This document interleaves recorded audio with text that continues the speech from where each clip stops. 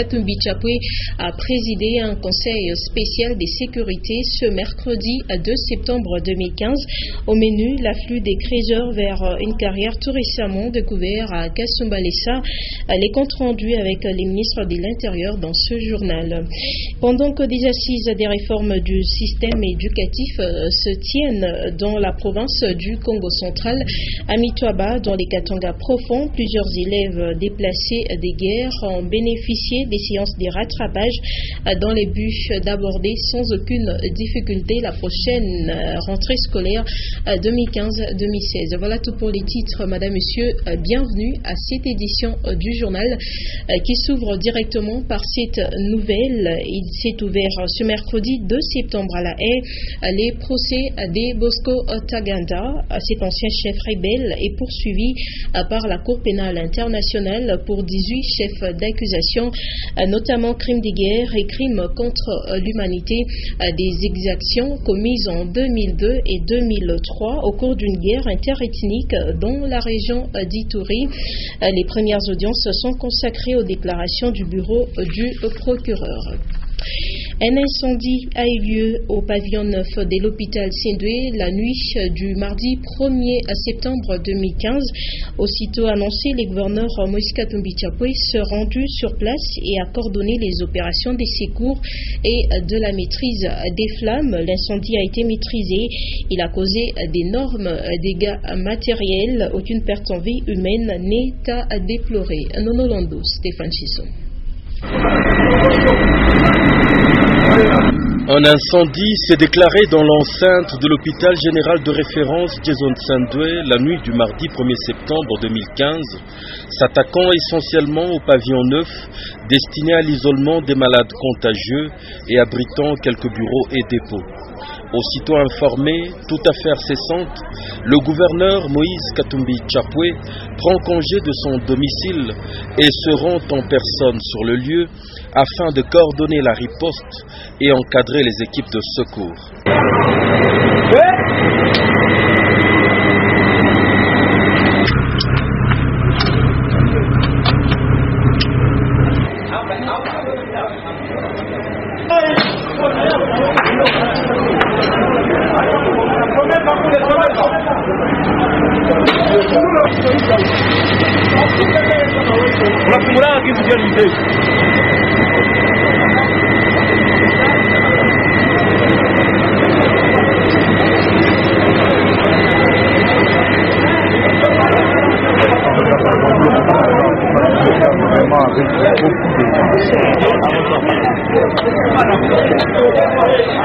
Secondé dans cette entreprise par l'action du maire de Lubumbashi, Sanguza Mutunda, travaillant avec dévouement. Les flammes ont infligé au pavillon d'énormes pertes matérielles alors que les quelques malades y internés ont pu être soustraits à temps. Un important stock de médicaments n'aura la vie sauve que grâce à la bravoure des éléments de la police qui ont tenu à organiser l'extraction des produits avant que le feu ne les atteigne. Un geste à saluer et qui présente une face plus honorable de nos hommes en uniforme, souvent présentés sous un mauvais jour.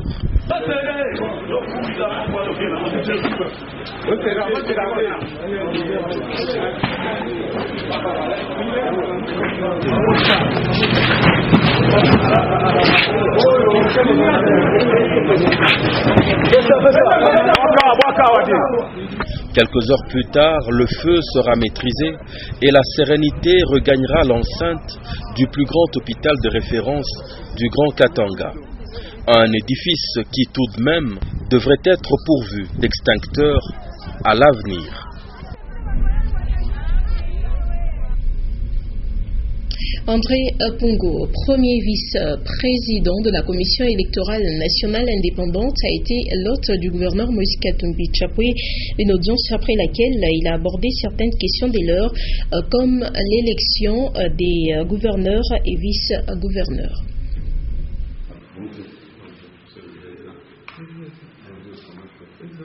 Le premier vice-président de la CENI, M.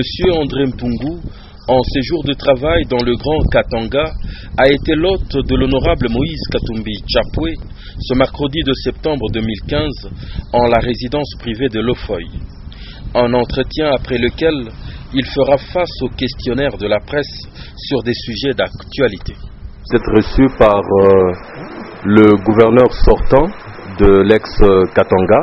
Ceci nous inspire une question quant à l'élection de ces 4 successeurs. Quand est-ce que cela va arriver? Parce que nous sommes en train d'aller de report de calendrier en report des calendriers. Finalement, vous êtes la bouche autorisée. Quand est-ce que les successeurs de Moïse Katumbi Tchapwe et des autres provinces démembrées seront-ils élus? D'abord, nous devons dire que la présence de notre présence dans la province du Katanga est liée au lancement d'une activité très importante pour la CENI, qui est l'accréditation des observateurs long terme. Donc nous sommes venus pour ça, et comme l'autorité provinciale sortant est encore en fonction, nous sommes venus lui présenter les civilités. Donc pour ce qui concerne l'élection des gouverneurs et vice-gouverneurs des nouvelles provinces, la CENI a lancé un communiqué le 21 août passé pour dire que nous attendons l'installation effective des bureaux des assemblées provinciales pour procéder à l'élection des gouverneurs et vice-gouverneurs des nouvelles provinces. Donc, dès que les bureaux définitifs des assemblées provinciales seront installés, nous allons procéder à l'élection des gouverneurs et vice-gouverneurs. Donc, c'est ça, voilà. Justement, par rapport à cette question, il y a une certaine opinion qui pense que finalement, l'on procéderait à la nomination des gouverneurs au vu, par exemple, des séances que vous avez actuellement avec la Cour constitutionnelle. Qu'en est-il? Est-ce que la CENI arriverait au schéma parce qu'il paraît que c'est elle qui l'aurait même demandé que l'on puisse nommer les gouverneurs de province que de les élire? Non, c'est peut-être une confusion. La CENI a fait une requête à la Cour constitutionnelle pour l'interprétation de la loi. Il y a 2 lois qui entrent en conflit. La loi de programmation et d'installation des nouvelles provinces et la loi électorale. La loi de programmation des nouvelles provinces stipule que les provinces doivent être installées 120 jours après la mise en place des commissions. Alors, la loi électorale prévoit que les gouverneurs sont installés 21 jours après, sont élus 21 jours après l'installation des bureaux définitifs. Et nous avons constaté qu'il y a conflit de 2 lois. C'est ainsi que nous avons demandé à la Cour constitutionnelle d'interpréter les 2 lois qui sont en conflit. Mais sinon, la CENI ne peut pas procéder à la nomination. La CENI organise l'élection. Donc, c'est ça. Peut-être y a-t-il des problèmes, des contraintes financières par rapport à l'organisation de ces élections? La CENI est-elle financièrement dotée actuellement pour faire face à toutes ces contraintes? Il y a beaucoup plus d'autres, il y a d'autres contraintes, mais la contrainte financière pour l'instant n'est pas tellement de mise, c'est plutôt la contrainte d'ordre légal, c'est-à-dire la mise en place des bureaux définitifs, comme je l'ai dit tout à l'heure. Voilà. Puis la ruée vers les minerais récemment découverts à Kasumbalesa et tout ce qui l'entoure a conduit à la tenue d'un conseil spécial des sécurités ce mercredi. Une réunion présidée par les gouverneurs Moïse Katumbi Tchapwe. Les résolutions de ce conseil à travers ce compte rendu déclaré par Juvenal Kitungwa, ministre provincial de l'Intérieur, au micro des Nondolando. Compte rendu de la réunion extraordinaire du Conseil provincial de sécurité de ce mercredi 2 septembre 2015. Sous la présidence de son Excellence, Monsieur le gouverneur de la province du Katanga, il s'est tenu dans la salle de réunion du gouvernorat la réunion extraordinaire du Conseil provincial de sécurité en vue d'examiner la situation qui prévaut actuellement dans la carrière de Mabaya, située dans la concession de la Sodimiko, non loin de Kasumbalesa. Il convient de signaler que la dite concession est couverte par le permis d'exploitation numéro 13158 de la société Sodimico, laquelle avait signé depuis le mois de juillet 2010 un contrat pour l'exécution des travaux géologiques avec l'entreprise Sodimica. Après débats et délibérations, le Conseil provincial de sécurité a pris les résolutions suivantes. 1. Maintenir la présence des creuseurs artisanaux sur les sites Mabaya jusqu'à nouvel ordre, afin de préserver la paix sociale. 2.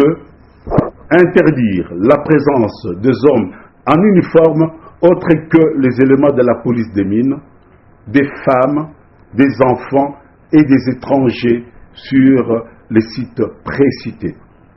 3. Inviter les coopératives minières et les deux entreprises précitées de se concerter avec la commission ad hoc pour des dispositions pratiques. 4. Inviter le CESCAM à encadrer les creuseurs artisanaux opérant sur les sites conformément aux normes légales et réglementaires. 5. Requérir l'appui des services de l'ordre pour assurer la sécurité sur les sites. 6. Enfin, exiger aux creuseurs artisanaux d'ériger un campement à plus ou moins 2 km du site d'exploitation. Fait à Lubumbashi le 2 septembre 2015. Je vous remercie. Et dans les territoires des Mitwaba, l'heure est au retour des déplacés dans leurs villages respectifs après les phénomènes Maïmaï qui a vécu dans la contrée durant les dernières années. Ces retournés manquent des tout et l'ONGD ACP, Action contre la pauvreté, que dirige Georges Kadinga en collaboration avec le PAM, procède à la distribution des vivres et cela s'est fait dans leur village. Léon Magloire Mongamutwale pour les détails. Ils sont plusieurs dizaines de milliers à avoir fui leur localité. Depuis 2011, 3 ou 4 ans après ces troubles causés par les Maïmaï, ce sont des villages soit incendiés, soit dévastés que ces compatriotes du territoire de Mitwaba retrouvent. Dans la localité de Moubidi et dans plusieurs localités du groupement Mouema, tout est à refaire. Et c'est dans ce contexte que l'ONGD ACP, Action contre la pauvreté, de concert avec le PAM, sont allés assister ces retournés du territoire de Mitwaba dans leurs villages respectifs. Cette opération va prendre 3 mois. Nous lançons la première opération du mois d'août. Il y aura une autre opération au mois de septembre et enfin au mois d'octobre. Et ça permettra aussi aux gens de s'organiser pour cultiver en vue de ce que je fais. Un mois. La ration est calculée, par exemple, pour les céréales en fonction de 440 grammes par personne et par jour, multiplié par 30. Ça fait un paquet complet parce qu'il y a non seulement les céréales, il y a aussi les légumineuses, il y a l'huile, il y a aussi les sels minéraux. Je suppose que du maïs, il n'a pas donné l'argent, il a donné le maïs plein. Alors ici, il y a les meuniers de la région qui vont amener dans 2 jours leur meunier ici pour appuyer les bénéficiaires. A noter que plusieurs cas de malnutrition sont comptés parmi les enfants de ces retournés, sans compter les morts. Pour ces cas de malnutrition, une aide humanitaire serait urgente dans plusieurs dizaines de villages du territoire de Mitwaba. À Mitwaba, toujours, plus de 2000 élèves déplacés de ce territoire ont subi pendant 3 mois des séances de rattrapage après 3 ou 4 ans depuis les débuts des troubles causés par les phénomènes Maïmaï. À Mufunga Sampoué, ils sont accueillis dans quelques écoles pour cette formation et sont presque prêts à aborder la nouvelle année scolaire 2015-2016. Léon Magloire Mongamutwale, une fois de plus. Tous ces élèves ont retrouvé le tableau noir plus de 3 ans après. Ils sont sur le point d'achever 3 mois pleins des séances de rattrapage. Ceci après avoir fui les exactions des Maïmaï dans leur milieu à travers l'ensemble du territoire de Mitwaba. Ici à Mufunga Sampoué par exemple, ils sont près de 2000 élèves des différents degrés qui ont été regroupés dans ces bâtiments depuis le mois de juin et durant toute la période des grandes vacances. L'initiative est de la sous-division de Mitwaba. Nous sommes ici pendant les vacances ici pour un programme de rattrapage qui a été initié par la sous-division. Donc il y a 10 écoles à travers le territoire de Mitwaba qui ont été ciblées pour qu'on puisse récupérer les enfants qui avaient abandonné leur parcours scolaire suite aux incessantes guerres, aux incessants affrontements qui ont eu ça et là à travers le territoire de Mitwaba. Donc nous avons commencé le 13 juillet 2015. Nous continuons encore parce que le programme était de 3 mois. Ainsi, dès le lundi 7 septembre prochain, ces jeunes apprenants ex-déplacés internes pourront aborder la nouvelle année scolaire avec un niveau acceptable et plusieurs écoles ont été ciblées sur l'ensemble du territoire de Mitwaba où ils seront récupérés pour renouer tout bonnement avec les études. Et de l'autre côté de la province du Congo central, des assises des réformes s'y tiennent pour maintenir les niveaux de l'éducation, promouvoir et améliorer la qualité de l'enseignement congolais. Des assises convoquées par les ministères de l'éducation et initiation à la nouvelle citoyenneté. Y prennent part les inspecteurs principaux provinciaux et autres cadres de l'enseignement primaire, secondaire et professionnel. Antoine Rouget-Mboumamba.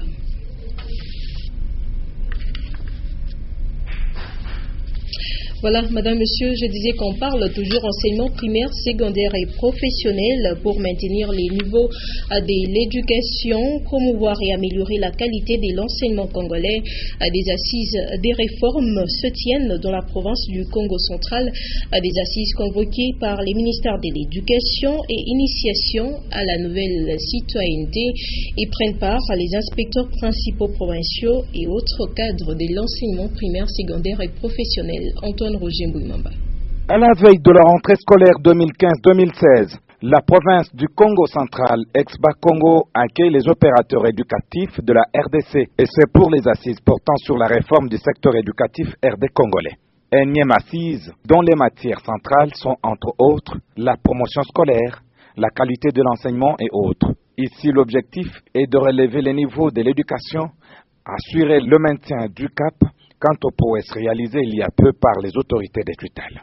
Certes, informe planchant sur l'autopsie de ces secteurs, cependant l'enseignant, l'acteur principal dans la formation de l'élite, écarté, sa situation socio-professionnelle laisserait à désirer une précarité et modicité de salaire, et donc un calvaire en République démocratique du Congo.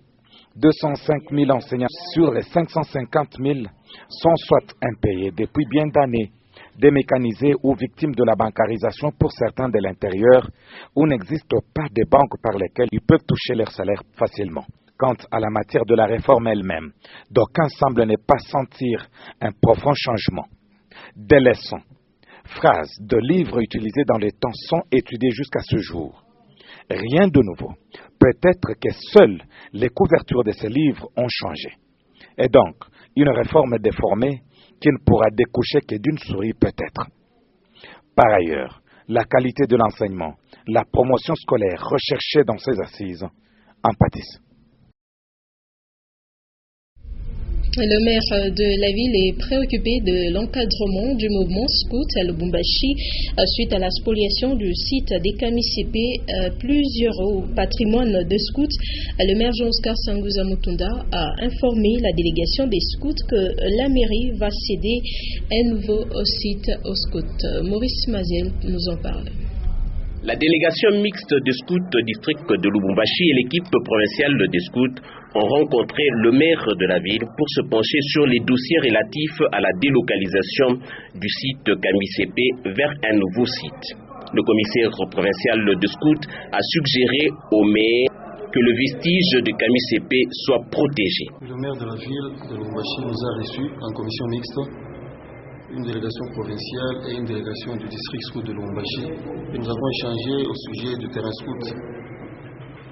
Et à l'issue de nos échanges, nous avons retenu deux choses. C'est que, on devra sécuriser un espace dans le terrain scout de la Kasapa qui servira de lieu historique, parce que dans tous les cas, c'est un terrain scout et tout le monde le sait.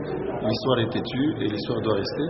Ensuite, de la délocalisation, comme c'est passé sur les médias, le maire est en train de nous chercher un autre terrain assez spacieux pour les activités de plein air. La spoliation du site Kamisepe est due à la convoitise de beaucoup de Louchois. La responsabilité est donc partagée entre les scouts eux-mêmes et l'autorité urbaine pour n'avoir pas pu veiller à sécuriser ce site. Et puis les léopards de la République démocratique du Congo se sont entraînés ce mercredi pour préparer leur prochain match. Les détails avec Patrick Kaïssa depuis Kinshasa. Dans leur quête de qualification pour la CAN Gabon 2017, les léopards de la République démocratique du Congo devront passer par Bangui pour y jouer le Fauve du Baou Bangui pour le compte de la deuxième journée des éliminatoires. Pour préparer ce match, Florent Ibenge et son staff ont concocté un programme ambitieux afin de venir à bout de leur adversaire. Début de préparation, ce mardi à Kinshasa au centre Kourarampova. Sur les 26 joueurs appelés, 20 sont présents, dont l'ex-gardien du Sporting Club Silou, Guelor Nkela, parti de l'équipe nationale par la petite porte après une fugue lors d'un rassemblement en France. Épisode macabre, mais oublié pour Florent Ibenge. Il faut avancer. Il a fait une bêtise quand il était jeune, je crois à 18 ans. Il avait déjà été pardonné par la fédération depuis longtemps. Il a repris avec l'équipe nationale. Il a joué en Europe le match amical qu'on avait joué contre le Sénégal. Il avait déjà rejoué. Donc cette histoire est close depuis longtemps. On a eu l'occasion d'en parler, mais ça remonte à quoi? À 5 ans déjà. Donc c'est une vieille histoire. Malheureusement, il a connu trop de blessures, ce jeune homme. C'est l'un des seuls gardiens congolais qui a presté en première division. Le groupe vit bien et travaille laborieusement sous la houlette de Florent Ibenge. En ces débuts de saison, les joueurs sont physiquement prêts. Ça va, physiquement je me sens bien. J'ai pu faire une bonne préparation physique et quelques matchs de championnat. Je pense que toute l'équipe ici aussi a fait une préparation physique et je pense qu'on est même beaucoup mieux que le premier match contre Madagascar. Parce que Madagascar, on sortait de la saison, il y avait un peu de fatigue, c'était la fin de saison. Il y avait aussi, après, il y en a peut-être qui pensent un peu aux vacances, mais là, c'est début de saison, je pense qu'on a une fraîcheur mentale et physique qui va être importante contre ce match contre Centrafrique. Dans toutes les têtes, le match contre la République centrafricaine, un match capital dans la course à la qualification. Cédric Mongongu, le doyen des Léopards, ne veut surtout pas s'enflammer. La pression, on a un peu parce qu'on va jouer là-bas. Apparemment, c'est un pays en guerre, donc on va aller là-bas pas pour prendre la première place, pour gagner. Après, ça va jouer, si on gagne là, ça va jouer entre nous et l'Angola. Donc même par 1-0, ça reste une victoire. Donc on va essayer de remporter les 3 points. Faire fi des autres et ne penser qu'à soi. Joël Kimwaki a intériorisé la leçon. La lourde défaite de la République centrafricaine contre l'Angola ne doit pas être un motif pour baisser les bras. Non, biso total score ya Angola te ndenge a gagné ki non. Biso eza RDC, toza doit réalité l'essentiel biso eza toza déterminé to kende libana to remporter 3 points pour tozonga to continuer course biso malamu. Dans le groupe, Chancel Mbemba qui vient de signer à Newcastle en première ligue anglaise, Cédric Bakambu, néo avant-centre de Villarreal ou encore Neskins Kebano, nouveau joueur de la Gantoise. Les places sont chères dans l'effectif de Florent Ibenge. Je pense que le statut varie en fonction du niveau auquel tu joues. Donc moi j'ai changé de club, c'est vrai. Je suis parti dans un meilleur club et voilà, j'espère que je vais pouvoir faire ce que j'ai pu faire dans mon ancien club et afin de gravir les échelons petit à petit et en sélection nationale aller encore de plus en plus loin. Une situation qui n'est pas pour déplaire au sélectionneur national qui ne demande qu'une chose, voir ses joueurs évoluer au plus haut niveau. Moi je crois à la concurrence, on ne peut pas avancer s'il n'y a pas de concurrence. Et si vous ne jouez pas, je crois que l'équipe nationale vous est fermée, inéluctablement. On ne peut pas prendre quelqu'un qui ne joue pas, quel que soit le nom de la personne. Donc voilà, et c'est tant mieux. S'il y a cette émulation, cette envie de jouer, cette envie de participer au projet, de se retrouver en Coupe du Monde, parce que c'est le rêve de tout footballeur, c'est de jouer une Coupe du Monde. S'ils ont envie de jouer la Coupe du Monde, c'est maintenant que ça se fasse. Donc, qu'ils travaillent, et plus ils joueront, et mieux ce sera pour eux, et pour nous aussi. Et si en plus on se retrouve avec des joueurs qui jouent dans les meilleurs clubs européens, tant mieux. Deuxième du groupe avec 3 points et un goal average de +1. Les Léopards de la RDC, troisième lors de la dernière Coupe d'Afrique de Nations, sont en train de franchir un palier dans leur progression. fin de ce journal. Le rappel de titres avant de nous quitter. Le gouverneur Moïse Katumbi Chapwe a présidé ce mercredi 2 septembre 2015 un conseil spécial de sécurité. Au menu, l'afflux des créateurs vers une carrière tout récemment découvert à Kasumbalesa. Vous avez suivi dans cette édition du journal les comptes rendus avec les ministres de l'Intérieur. Pendant que des assises des réformes du système éducatif se tiennent dans la province du Congo central, à Mitwaba, dans les Katanga profonds, plusieurs élèves déplacés des guerres ont bénéficié des séances de rattrapage dans les buts d'aborder sans aucune difficulté la prochaine année scolaire 2015-2016. Merci à vous de nous avoir suivis. Retrouvez à 23h.